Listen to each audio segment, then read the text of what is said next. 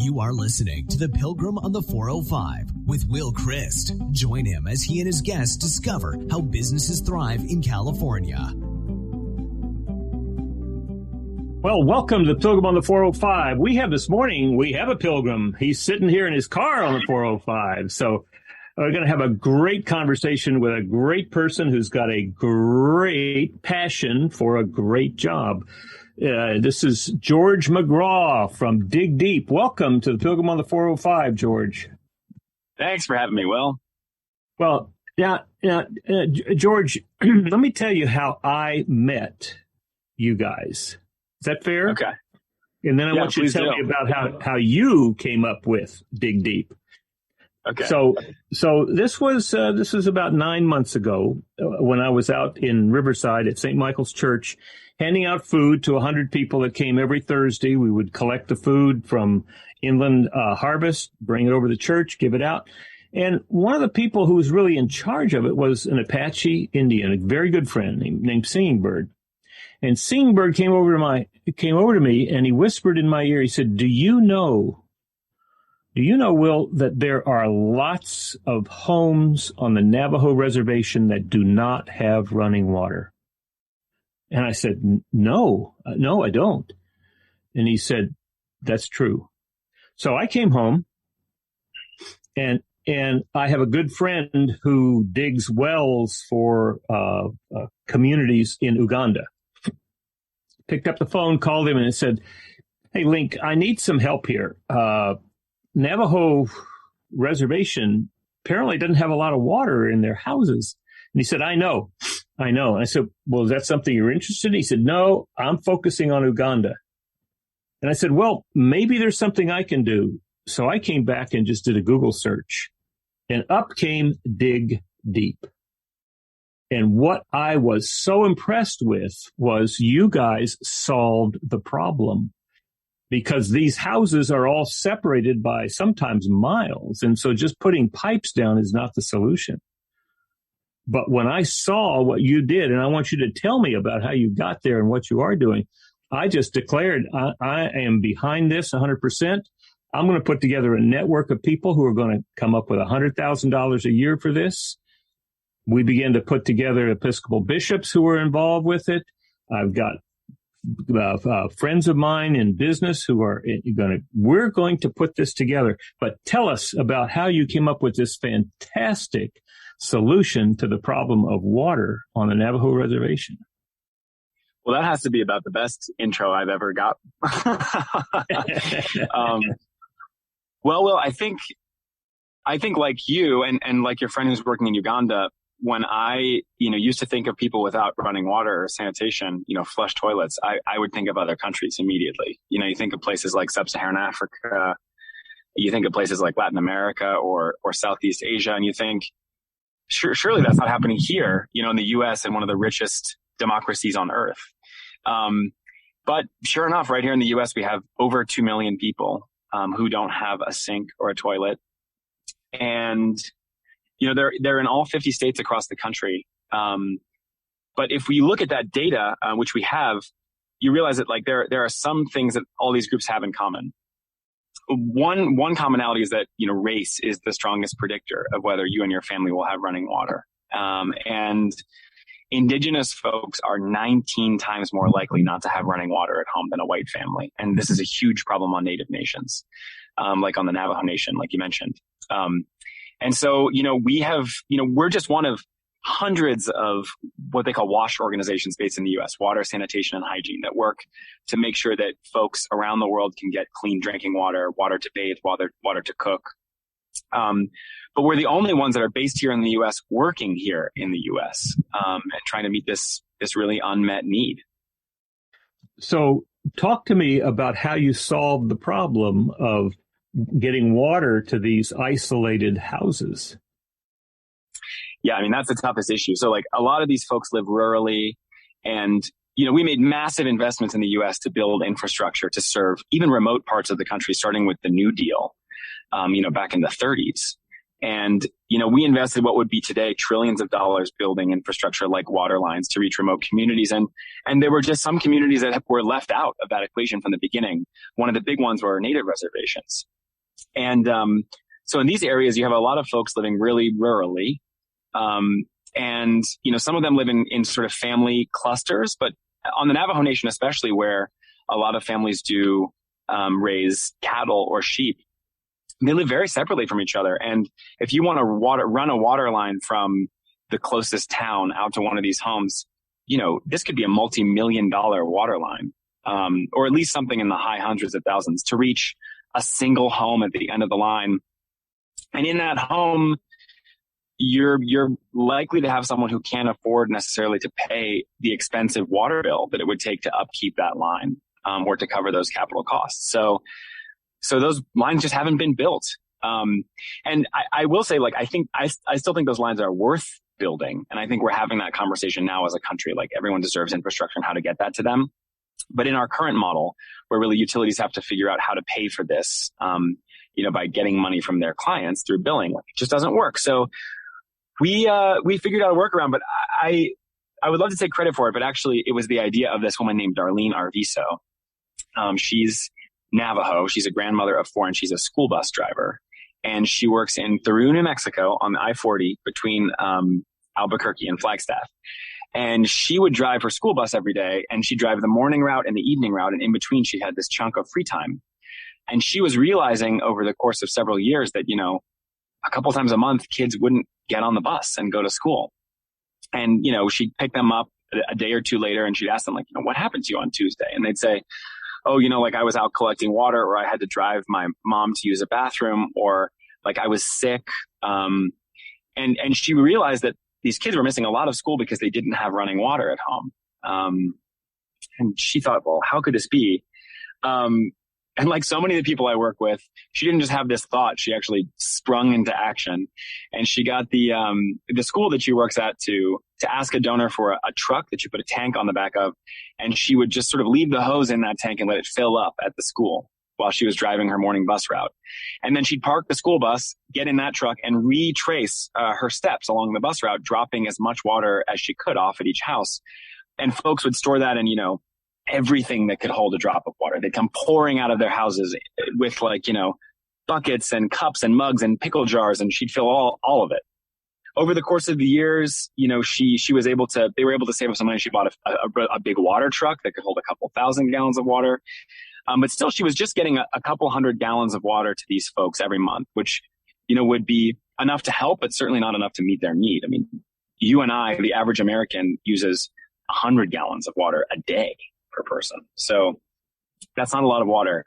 And so when we got there, invited by Darlene and others to figure out how DigDeep could help, we said, well, this is ingenious, replacing permanent water lines with water trucks. It's so flexible.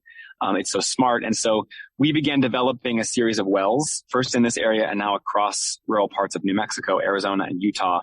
And those wells produce, clean, safe, regulated drinking water. And we put those into food grade trucks that are run by community members, that we, in many cases, pay to get commercial driver's licenses and give them great jobs. And then they deliver that water to homes. And instead of filling buckets and barrels like Darlene used to, now we go home to home and install these, what we call home water systems, which are 1,200 gallon underground tanks. We bring a big excavator out there and put these tanks underground. And we hook those up to a solar panel and a battery array and a controller. And using that electricity, we pump the water into the house through a filter and an expansion tank and a water heater into sinks and often showers and toilets if the house already has them. We have a pilot program now that's building bathrooms for houses that don't have full bathrooms. And in the end, now Navajo families who were really remote and for generations have been collecting water on foot or by car or in some cases by horse, often water that was contaminated and would make their families sick. Now those families have access to the same hot and cold running water that many of us, unfortunately, in this country take for granted. Wow. It's amazing, just amazing. I mean, when you talk about people walking or riding horses to get water, I mean, that really is that's a different nation that does that. It really does feel strange, isn't it? And I like the idea of like, it's one thing to have to get water from outside your home. I think at the last estimate, there were almost 44 million Americans who maybe have running water, but their tap water isn't safe to drink. And these folks are buying bottled water. They're driving to some of those, like water fill up kiosks that we see all over Southern California. And they're hauling that water home. But to go the additional step of not having any running water at home, having to haul home every drop of water you use, and then in some cases only having access to water sources that are dirty or that you can't be sure of the safety of. It's like you have to leave your home and spend all of this time that you could have been spending on your job or on your education or on playing with your kids, hauling water or driving to a neighbor or a friend's house or a truck stop to use a bathroom. And then, to add insult to injury, the water you bring home sometimes isn't safe. And so it makes you sick. It really does sound like something that you'd face in a low income or a developing country. But yeah, this is the reality, the daily reality for literally millions of people right here in the United States. And it's not just at the Navajo Nation, although that's a specific project, but isn't it also true in Appalachia? Yeah, it's true in Appalachia. I mean, we see it, like I said, in all 50 states, some urban areas, some rural areas, and in every place it's a little bit different. I think we did some work in 2019 to map this problem across the country. And like I said, look at that data and better understand what's going on. And we published the first national report on this issue. It's called, it's got a mouthful, Closing the Water Access Gap in the United States. It's really easy to find on our website, digdeep.org. I think it's digdeep.org/close the water gap. And, we heat mapped this across the country and we said, okay, so, if we're experiencing this in all 50 states, like where are people feeling this the most strongly? Like where should we start to make the biggest impact at Dig Deep? Our work began on the Navajo Nation, which is definitely the highest concentration of this problem in the lower 48. It's 30% of folks there on the largest reservation in the country don't have running water or a flush toilet. And if that reservation were a state, it would be our 10th biggest. It's like the size of West Virginia. It's huge. But they're not alone. I think, in the past few years, we've expanded our work at Dig Deep to serve families in Appalachia, working in rural West Virginia, families in many cases who also haven't had running water ever or in decades. In some cases, maybe have running water, but it's black, it's dirty, it's unsafe to drink. And so we've been installing running water, and I think we'll hit 150 homes there this year alone. We've been working in some U.S. border communities in Texas near El Paso, a project that we hope to launch later this year or early next year. And those are communities, again, that have existed for generations now, and have never had the same access to services that other towns or communities, sometimes just a couple miles away, enjoy on a daily basis.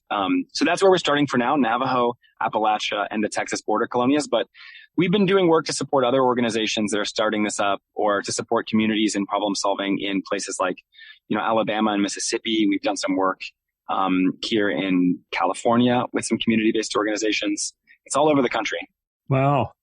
Well, so talk a little bit about this focus on infrastructure that's coming from Congress. Is that going to have any impact on the issue of water? A huge impact. Like, I can't speak to the legislation itself, but I think many of us working in this field see this as a really a chance to make a generational impact in the way folks in this country live. And it's not just for folks without access to infrastructure. I mean, this would make the biggest federal investment in recent memory in systems like, water, wastewater, electricity, all the things that, that many of us, again, take for granted, but so many people don't have access to. It would go a long way in serving Native nations, indigenous reservations, rural and low-income communities where we work. But, it's for all of us. We face a massive infrastructure disinvestment in this country. We haven't been paying our bills, essentially, and our infrastructure is falling apart. And that's starting to impact, not just poor rural people or low-income rural folks, but also middle to high-income folks in urban areas. Like our infrastructure is literally falling apart. I mean, you probably remember when we had that spate of water main breaks here in Southern California a couple of years ago.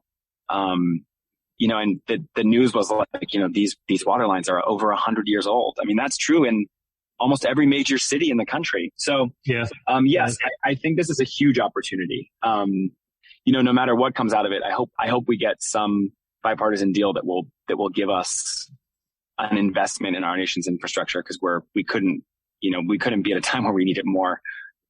All right. So talk a little bit about what people can do to help DigDeep help the folks that you're focusing on.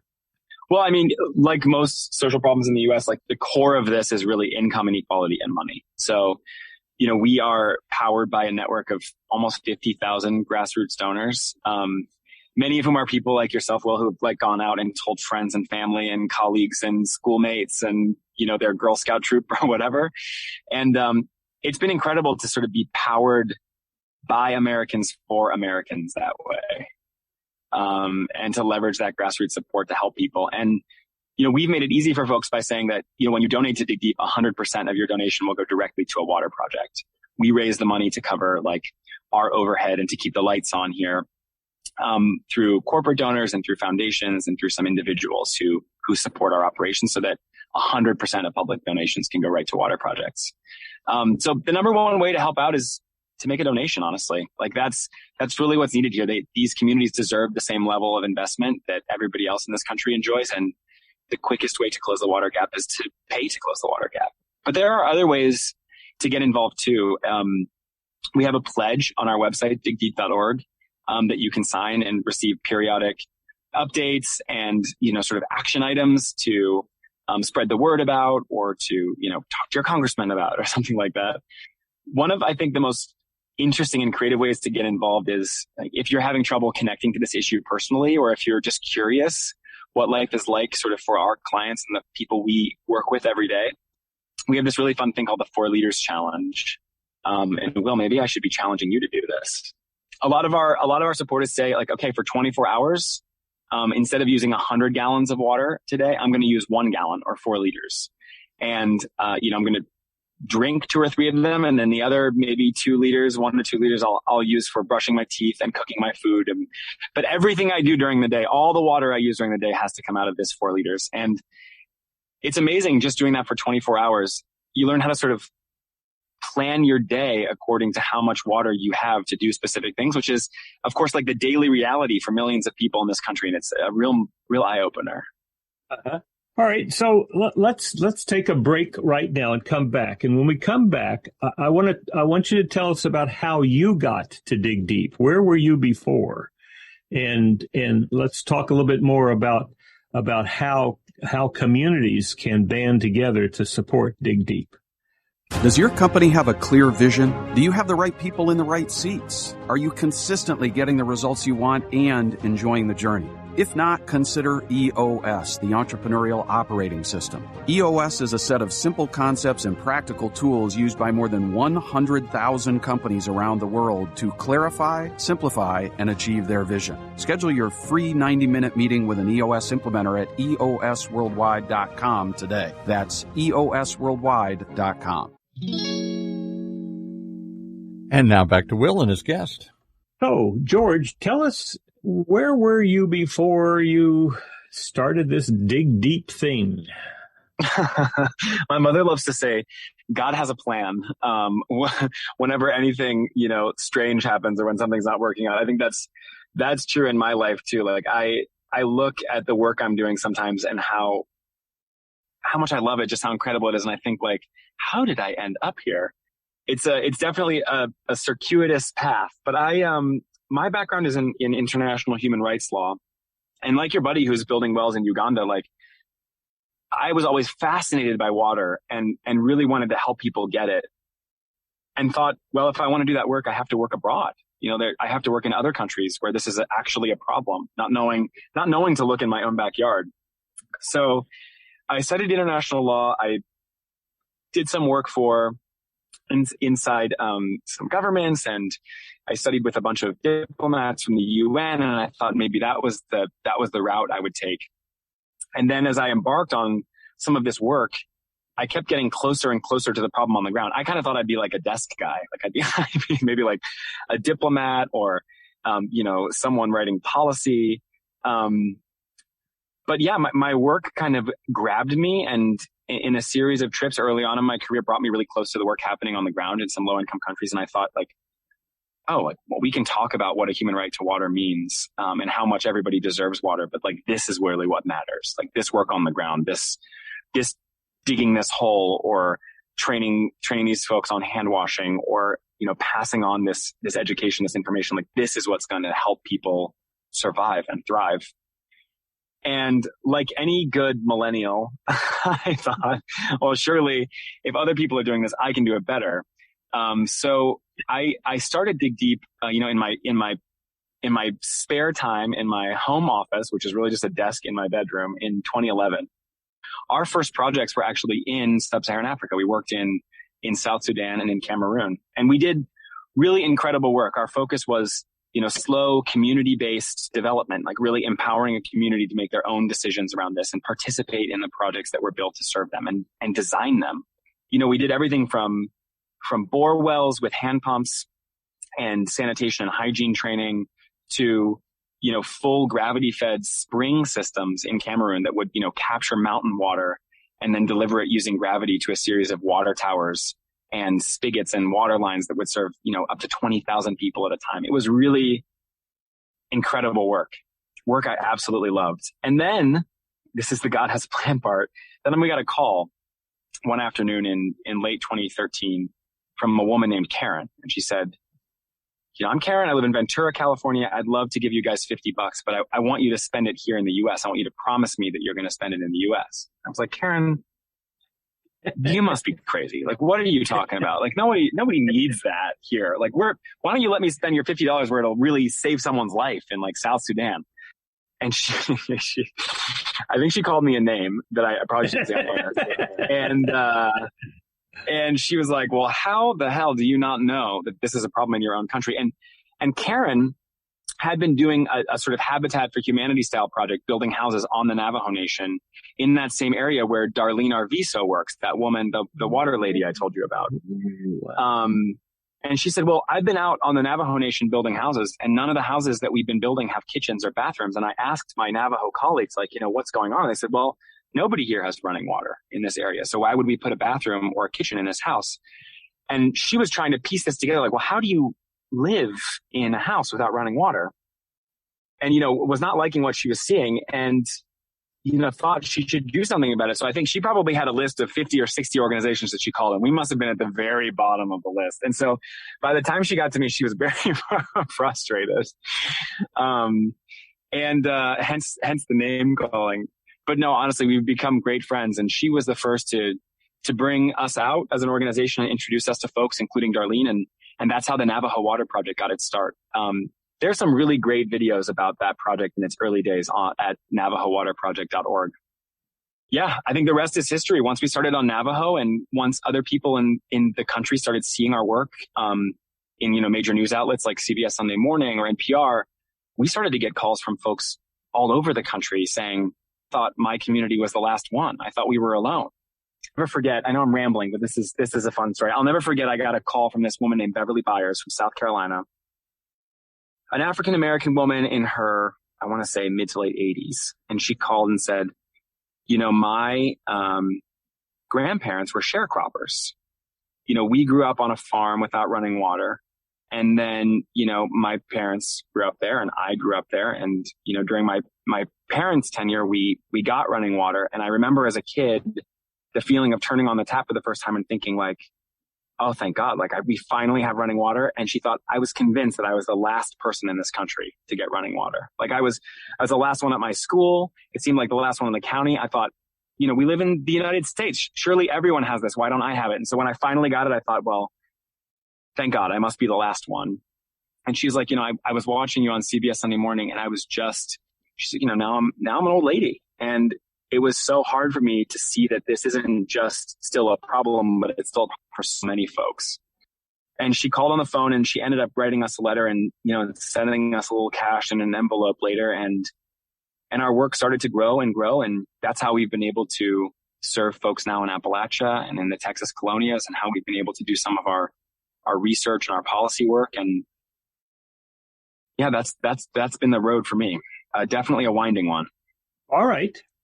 So when you look out into the future, 5-10 years from now, you'll still be there, right? Yeah, I better be. Okay. Well, either that or the problem will have been solved much faster than I thought, which is good too. All right. So when you look out there 5 to 10 years from now, what do you see for DigDeep? When I look 5 or 10 years from now, I hope that DigDeep is at the center of a universe of organizations and funders and champions and students and politicians that are really focused on solving this issue. I think, 2.2 million people at least without water and sanitation access. That's a big number, but it's honestly a completely solvable problem, especially in a country that is as well resourced and as intelligent and as creative as we are. What this problem really needs is a champion that can build a coalition. And I think that we have found those champions working in communities, people like Darlene Arvizo, and hopefully bringing them together into community where they can learn from each other will inspire a bunch of other folks with a lot of power and privilege and access to resources to get involved. And we're starting to see that. President Biden included a bunch of information on the Navajo Water Project in his economic and environmental justice platforms during his candidacy, and he was the first presidential candidate to really talk about this as an issue. I'm hoping we see that from candidates on both sides of the aisle going forward. I think we're seeing things like this infrastructure bill acknowledging a lack of water and sanitation access. We're seeing celebrities step up. One of the coolest moments of COVID was a friend called me and said, "Did you know that Neil Young is doing a live concert on Instagram right now on his front porch to benefit the Navajo Water Project?" I was like, no, I had no idea. That's so cool. So word is getting out there, but I think it's taken time and a lot of effort and intentionality to bring all these folks together in a way that we're sort of coordinated about how we're solving this problem and keeping the communities that are impacted really at the center of that work. And so in 5 to 10 years, what I'd really love to see is that community grow and become even more formal, and to see all sorts of, like I said, celebrities, companies, influencers, community members, scientists come together and figure out how we can close this water gap in our lifetimes. Because I think with the right amount of ingenuity and investment, we could really solve this problem in the next couple decades and be done with it. All right. So let's get a little more specific about it. Money. What kind of money would be helpful? I mean, we're talking hundreds of thousands of dollars, multi-millions. What along the way, what kind of fundraising do you need? So there's the money that DigDeep needs to do its work, and then there's the money that will solve the problem long term. So I really fundamentally believe that it is the government's responsibility to solve the lion's share of this problem. And our role at DigDeep is to encourage them to do that by showing them where the problem is and what it is, empowering community members to speak up for themselves, and then really demonstrating that this can be solved and that there are, creative ways like that water trucking program on Navajo to solve it that are maybe a little unorthodox. It's not a water line that everyone's used to, but it's really effective. And so, to do that work, we're talking probably millions of dollars a year that DigDeep is raising and reinvesting in these communities. But really what needs to happen is that even as we continue that work, we need the federal government and state and county governments to come alongside us and say we see that this is working and we understand now what the problem is and we know our role in solving it. And so just as for example, part of the federal government, the Indian Health Service, which is part of the Bureau of the Interior, they keep a list on all of the native nations of all of the water and wastewater facilities that need to be built. They call it their sanitation facilities backlog list, or sanitation facilities construction backlog. Right. Backlog. It's a really ugly, they could really use a sexier name. But anyway, their sanitation facilities construction backlog. When the backlog start, that 1880? Yeah, exactly. It's been a backlog since the beginning. Nothing's changed there. But at last count, they had thousands of projects, tens of thousands of projects on that list. And the total price tag for those is $3.5 billion. Now, that's just on native nations. That's just on reservations. That doesn't address folks off of reservations in those same states or in other states without reservations. And so I think we need to do a better job at the federal level of accurately measuring this problem and keeping that same kind of list. But in the meantime, even if we just started with that list, since so many of these folks are indigenous, that would go a long way in solving this problem. I think on Navajo alone, that would build something like 15,000 facilities if that would get funded by the federal government. But typically, Congress only puts a few tens of millions of dollars into that every year, not even enough to keep up with the inflation on the list. Infrastructure gets worse and worse and things fall apart and more gets added to that backlog. But I think we're talking, if we really want to solve this problem in a massive way, we're talking money in the billions. If we're talking about all of the water infrastructure in the country, really bringing it up to snuff, I think the American Society of Civil Engineers estimates that that's a trillion or $1.5 trillion job. But it's one that we have to do if we want to stay healthy, economically competitive, if we want to be able to effectively ward off things like pandemics so that people can stay home and wash their hands and drink clean water. It's a big investment, but it's a worthwhile one. Well, all right. So apart from raising money, what can communities do? I mean, if there were a group in Laguna Beach that said, we want to help, we can certainly raise money. That's something Laguna Beach does regularly. But what else can they do? How can they support? How can they help you accomplish the kinds of tasks that you've laid out? Yeah, there's a couple things. One, they can, I'm not sure how proximate Laguna Beach is to this, but in most communities in the United States, there is probably a community that's facing a water or sanitation challenge within a drive of you. For Laguna Beach, that would probably be some of the more inland agricultural communities in, say, the Central Valley, for instance, or not the Central Valley, but down in like the Imperial or Coachella valleys. And I think that yes, raising funds for DigDeep and helping us do our work is really important, but also reaching out into your local community and figuring out who else is in need of assistance is really important. There are some, church and religious groups that are doing this really well. So I think looking a little bit in our own backyards, figuring out, if this is a problem near us and how we can be supportive, even of just helping people survive day to day. I think that's a huge first step. I think it's also really important for us to let the people that represent us in local, state, and federal government know that this matters to us and that we have our eye on this. And it sounds kind of trite, like call your congressman, but that really matters. As someone who's worked on the Hill, like that really does matter. And honestly, the most helpful thing that anyone does on a daily basis is just talk about this problem and the solutions and our work with a friend, a colleague, someone you go to church with, someone from your Rotary Club. that has gone such a long way in helping us build this coalition of folks that are solving this together. We're almost entirely built from word of mouth, and that has been such an incredible driving force for change. Well, I can tell you two things that came up. One is the Episcopal Bishop of Navajo land. We've had him in conversations with your designers, and they are talking about putting a plan together starting February, March of next year to work specifically in the area that he is working with. And what will happen with that is we will go throughout the church and raise funds for that specific task. And that's a way of getting the word out, because I know that there are a number of different dioceses in the Episcopal Church that come to Navajo land to build buildings and to help with infrastructure, but they can be plugged into specific things like water. That's one way. A second way is I'm a Rotarian, and I am more than you are. Yeah, absolutely. And I understand there's one Rotarian who's, I think, generated $600,000 of funds, and I'm going to be talking with him.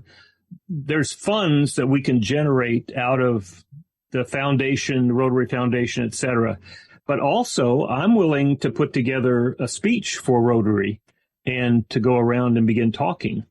Lots of Rotary clubs are still online, so that would be fairly easy to do. But I can talk to your folks. Rotary is so incredible. Yeah, Rotary just blows my mind. I think, what a lot of people don't know, that Rotary is one of the biggest forces for good in global water access, one of the single biggest funders. And, this is, for those that don't know, Rotary is, this community of business and community leaders that get together, sometimes weekly, sometimes monthly, to have breakfast and solve problems in their local communities and in communities halfway around the world by creating these linkages between clubs. And there are, tens of thousands of clubs in almost every country. And so many clubs across this country have partnered with clubs in Canada, in Korea, in Mexico, and done what's called this global grant process where they've raised money and had it matched by the Rotary Foundation for the Navajo Water Project. These Rotary clubs and the Rotary Foundation were one of our earliest sources of really big support for this project. And that relationship has been such an incredible one. Just watching these men and women and their passion for serving others has been so inspiring. So I'm so happy to hear you're a Rotarian. I love Rotarians. Yeah. Well, now I noticed that you have a Boy Scout Council T-shirt. I do. So what's your connection with Boy Scouts? You know, this T-shirt was given to me by a friend of mine. It was his council, I think. I only made it to Tiger Scout myself, which, you know, just one step above a wee below. So I think I'm living my like Eagle Scout days now for sure. Excellent. Well, all right. So tell us, how would people make a contribution? It's really easy to do. You can give online at digdeep.org. If you want your contribution to go specifically to one of our projects like the Navajo Water Project or the Appalachia Water Project, you'll find links to those projects on that site. And if you give through those sites, all of that money will go directly to that project. And at digdeep.org/give, there's also instructions on if you want to send a check-in, if you want to make a gift of stock, we're set up to do that. Yeah, I think we make it really easy, but digdeep.org/give is the place to start. And you know, we can also put together campaigns. I mean, I could have people come to my giving account and give to Dig Deep through mine so that I could get that. Oh my gosh, that's absolutely right. Yeah, my development team would kill me for not mentioning that. But yes, you can raise money online for Dig Deep. There's a button that says start a fundraiser right on the main page. And we have this software that'll set you up and make it really easy to contact friends and family or coworkers or people you're riding bikes with or running a marathon with or however you want to raise that money. And we'll share media and information and make it really easy for you to make that case. Well, I have a good friend of mine that's in a monthly meeting that we have, and he challenged himself and said, I am going to go to the gym. I'm going to get a trainer and I'm going to be there at least 3 times a week. And if I don't, I'll give $1,000 to Dig Deep. Yes, I think he's slipped up enough that he's going to write that check. Oh, we love to hear it. I mean, like, you know, best wishes to him on his wellness journey, but I think he can probably still accomplish his fitness goals and make a donation. Right. I think that is coming. I'll be with him this Friday, and I'll be bringing my laptop for him to push the button. Yeah, get your hat out, shake it around a little bit. That's right. Well, George, this has been wonderful. I've been looking forward to this, and it has exceeded my fondest expectations. So it's so good to meet you, and I look forward to working with you to meet the needs of water all around this country. Major ditto here, Will. Thanks so much, and I'm so happy to be connected through you to this business community in Southern California, and just to have this out there. I really appreciate you taking the time. Well, we're going to spread it around and let lots of people listen to it because this is a wonderful project and it makes such a huge difference. And I want to tell you how much I appreciate all the work your development team and your video team. Those videos are just magnificent. That picture of that young Navajo boy is just amazing. I always find it just so exciting to see him there. I mean, that's one of your icons now, right? Yeah, absolutely. I mean, that picture, just for those of you that haven't seen it, it just captures this moment when the first water is coming out of a tap. Like you can see the end of the water where it's like the first drops are coming out of the tap, and the look on this kid's face when he turned it on and it works and he turns to the camera. It is really, it's such a moment. And that's amazing. Those moments all over the country are really what keeps us going. That's great. That is super. It is just such a pleasure to be with you, and I look forward to doing it again. Me too. Hopefully next time not from a car. Well, we're all pilgrims on the 405 if you live in Southern California. We're all pilgrims on the 405. That's exactly right. You've been listening to The Pilgrim on the 405 with Will Christ. To hear more of the programs in this podcast, go to www.willchrist.com.